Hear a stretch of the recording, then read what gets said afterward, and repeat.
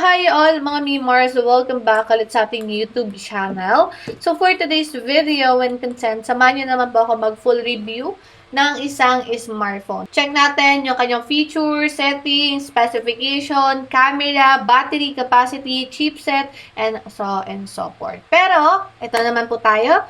To set proper expectation lang na I'm not a pro when it comes po sa reviewing ng mga tech.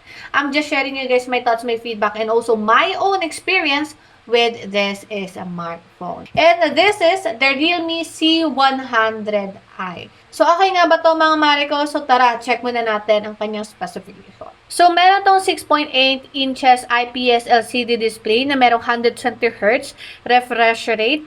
Meron tong 700 to 900 nits of brightness. Sa IP rating, this is IP64, DOS, and splash resistant po itong ating smartphone. Pagdating naman po sa kanyang connectivity, this is a 4G or LTE version. Sa chipset, this is Unisoc T7250 12nm na merong Android version 16 na merong Realme UI7. Sa GPU, this is Mali G57 MP1. At pagdating na sa storage, meron tayong 4GB of RAM with 64GB of ROM, 4GB of RAM with 128GB of ROM, and 4GB of RAM with 256GB of ROM. Sa camera naman, meron tayong 8MP main camera at 5MP selfie camera. Video recording using the main camera, maximum resolution is 1080p with 30fps, while sa front-facing naman po natin, video recording is 720p with 30fps. Battery capacity, this is 7,000 mAh battery capacity na merong 15 wired charging. Meron tong 300% ultra volume loudspeaker. At pagdating sa kanyang security sensor, meron tayong side-mounted fingerprint scanner and face unlock. Kulay naman po ng ating smartphone mga Mariko, meron tayong dalawang pagpipilian, which is dawn purple and also dusk gray. So, yun lang naman mga Mariko, yung quick specification natin with this smartphone. So, bago tayo dumako sa pagbibigay ko ng feedback kung ano ba yung nagustuhan ko at ayaw ko with this smartphone, check muna natin sa online platform kung magkano yung presyo niya at ano po yung storage na available sa kanya. Okay? Carefully checking dito sa ating online platform, ang mga Mariko. Ang original price po pala nito, nagulat ako. Mahal pala talaga yung original SRP niya, no? Presyo nito, mga Mariko, is nasa, yung 4GB of RAM with 64GB of ROM nila is 8,999 pesos. While the 4128 naman is 11,999 pesos, and then the 4GB of RAM with 256GB of ROM is 13,999 pesos. Pero ngayon, sa ating online platform, mga Mariko, mura nyo na lang po mabibili itong ating smartphone. So, yung 464GB natin is 6,000 nyo na lang mabibili. And then, yung 4128 po natin is 7,000 plus nyo na lang po siya mabibili.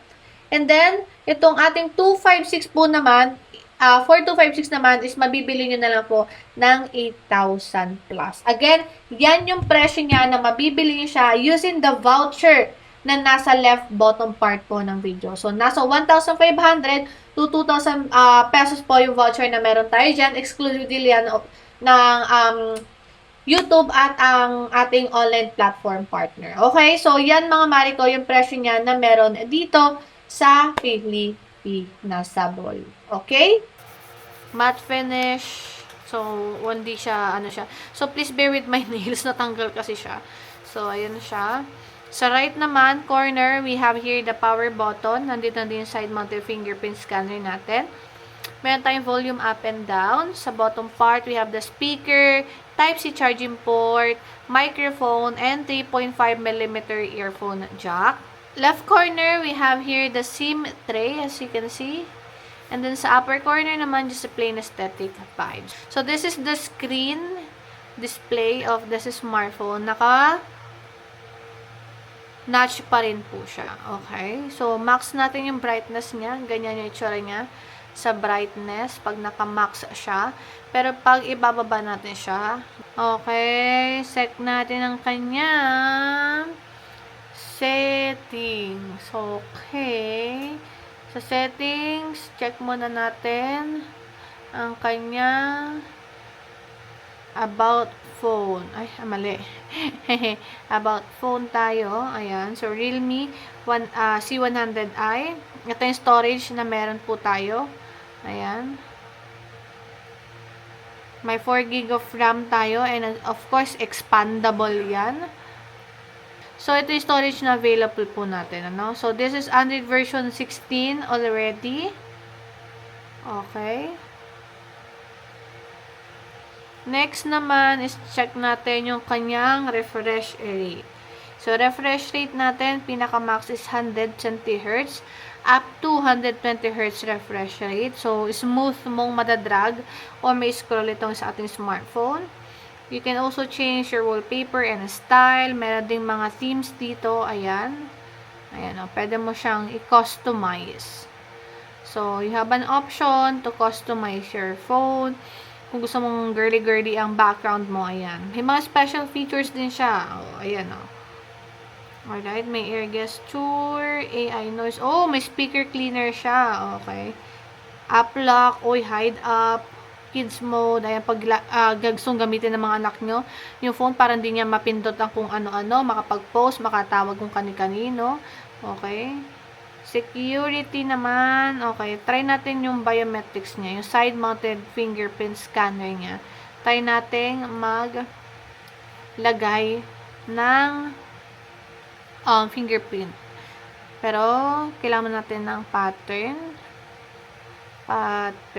Okay. Next tayo. Okay.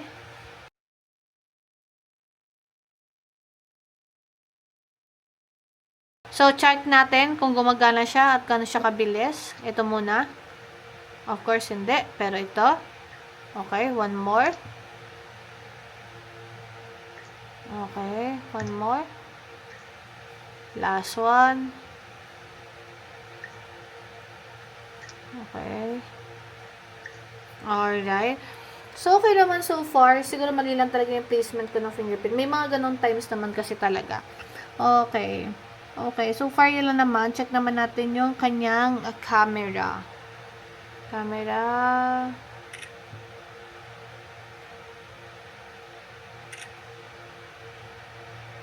Harap natin si 4K sa atin.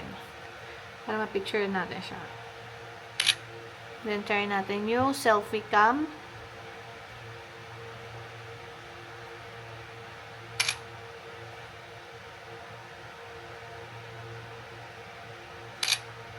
Okay. Selfie camera. Ay, blur. Kasi gumalaw ako kaagad dyan eh. Pero yes. So, sa photo natin, pinaka-max na zoom in po natin ay 10. Pero ganyan yung quality niya. Malabo na siya. Tapos, may sa portrait. Okay. Ayan, may portrait din tayo. More, we have Pro, Panorama, Street, Time-Lapse, Dual View, Sticker, and Text Scanner. Video recording, max din natin dito na zoom in ay 10. Meron tayong night mode. Ayan. Meron tayong option to use this filter.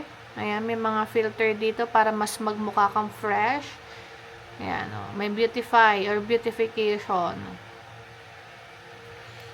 Okay.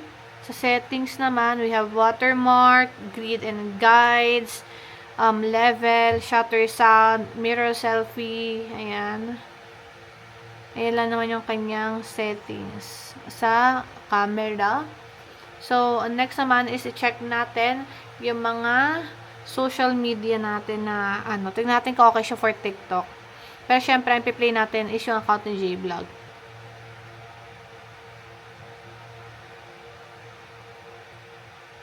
Okay. Try natin mag-play. 12,256 is 16,500. 814 Pro 12,256 is 16,500. Basic package is 15,000. Then less cashback is 15,500. iPhone 12. 12,256 14 Pro 1288 full package is 30,000. Less raffle. Yan.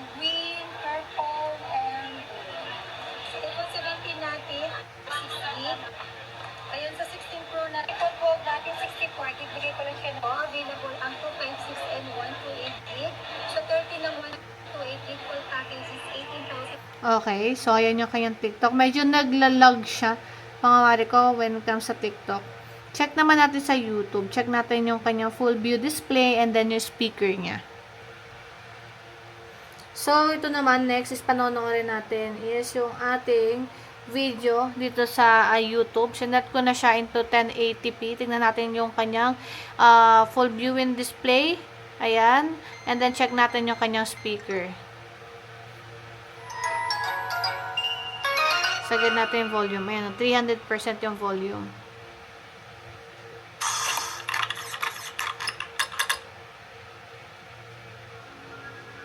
Alam ko na. Ituloy natin yung may mukha natin. Ito.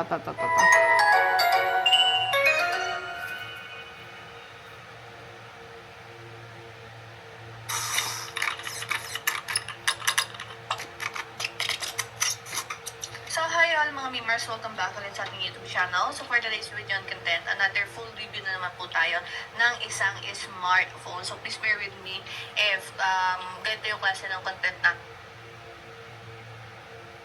6.78 inch, 128GB of ROM, 6GB of RAM with 256GB of ROM, and 8GB of RAM with 250. Yan ah. So, partida outdoor na yan. Kaya kung kayo yung tao na naghahanap, for example, ng smartphone na gagamitin for content creation, kayo yung mga big, kahit sabihin natin 50 megapixel yung main camera niya. Basta video recording, hindi po gano'n. So, ayan yung kanyang speaker and also full capacity ng kanyang screen. Ayan, nawawala ako. Time check, it's 12:30 na kasi. Kaya parang lumulutang-lutang po ang ating utak. So far, yun lang naman yung ating side-by-side view, setting, specification, feature na meron with this Realme C100i. So, dumako naman tayo, mga mare ko, sa mga nagustuhan ko at hindi ko nagustuhan with this smartphone. So, isa-isahin natin sila para naman ma-explain ko sa inyo talaga ng maayos. So, let's start first, of course, sa kanyang design, sa quality, at sa kanyang display. So, sa design niya, mga mare ko, alam niyo na, maganda, aesthetic, simple, 10 out of 10. Camera module, hindi naman po bago sa akin yung kanyang camera module. So, ayan siya. This is still a notch po. Okay? Hindi po siya naka-punch hole, naka-notch display pa rin siya. Okay din naman yung kanyang weight. Basically, perfect mo rin siyang ma-fit sa lahat ng bags mo. Slim din naman siya. Pero hindi siya ganun ka-slim ha. Unlike sa mga dating mga smartphone kasi di ba makakapal sila. Pero this one is okay naman siya. Sa kanyang chipset. This is Unisoc T7250. Ang pinaka-favorite na chipset ni JBL padating sa budget-friendly or sabihin na nating entry-level na smartphone. Unisoc T7250.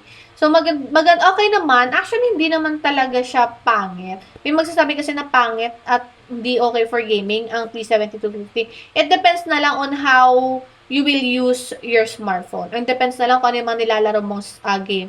Pero kasi sa amin, like basic lang naman yung mga, or hindi heavy yung mga nilalaro namin na mobile games, ayan. Okay naman si Unisoc T7250 para sa amin. Okay sa ML, playable naman siya sa COD-M, playable din siya sa PUBG, okay din naman si Minecraft and Roblox, so wala namang problema. Pero pag mga heavy na mga nilalaro nyo, WUWA, Genshin, something like that, yun talaga, hindi siya okay or hindi siya compatible para sa chipset natin na Unisoc T7250. So, next na gustuhan ko din dito mga mare ko isang battery capacity niya, 7,000 mAh battery capacity. Large battery capacity na yung mga mare ko, hindi na po ako aangal dyan. Kasi for nowadays, parang nagiging standard na lang yung 6 to 7,000 na battery capacity. Alright? Nakakatuwa din dahil pinaka-maximum niya na refresh rate is up to 120Hz refresh rate. So, basically, okay din naman po ang refresh rate nitong ating Realme netong Realme C100i. Ay ba, nakakakalito. Kasi kung di sila magkakatunog, isang letra lang yung idadagdag nila. Nakakainis, ano? up to 120 Hz refresh rate. So, basically, mabilis din yung pag-scroll mo whether sa smartphone. Oo, di ba?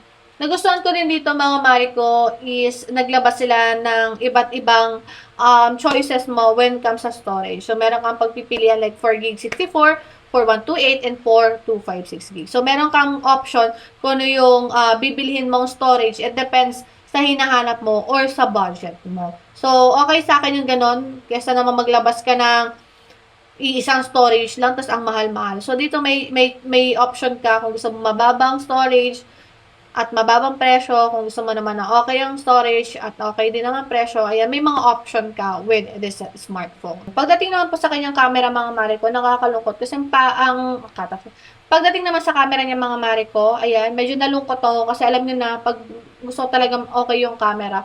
Pero dito mga Mariko, main camera niya is 8 megapixel and then selfie camera niya is 8 megapixel. Though, yung ibang mga nakuha namin na photos ni G-Vlog is okay naman. Hindi naman siya pangit tignan actually. Ayan o. Maliwanag naman siya at maganda naman siya tignan pag sa photo lang po. Pero sa video recording, ayun mga Mariko, since mababa din yung megapixel na main camera niya and selfie camera niya, hindi siya okay for video recording. So sa video recording, expect nyo na maraming noise dyan, wash out yung ibang mga parts ng video, and hindi ganun ka-vibrant at buhay na buhay yung video recording nyo. So, if gagamitin nyo for reels ito, for, alam niyo na, uso ngayon yung mga reels, my day, ganon, shorts, hindi ko to maire-recommend sa inyo mga Mariko. Kasi hindi ko nagustuhan yung quality niya when it comes po sa video recording. Napansin ko din mga Mariko na naglabas sila ng 7,000 mAh battery capacity. Okay na sana ako doon. Approve na sana ako doon. Kasi nga, ang taas ng battery capacity nito, 7,000 mAh battery capacity. Pero binigyan nila to ng 15 watts charging. Diba? So, para sa ganong klase ng battery capacity, tas ganon yung watts ng charging mo, slow yun at matagal yun para sa akin. Matagal siyang ma-charge, te.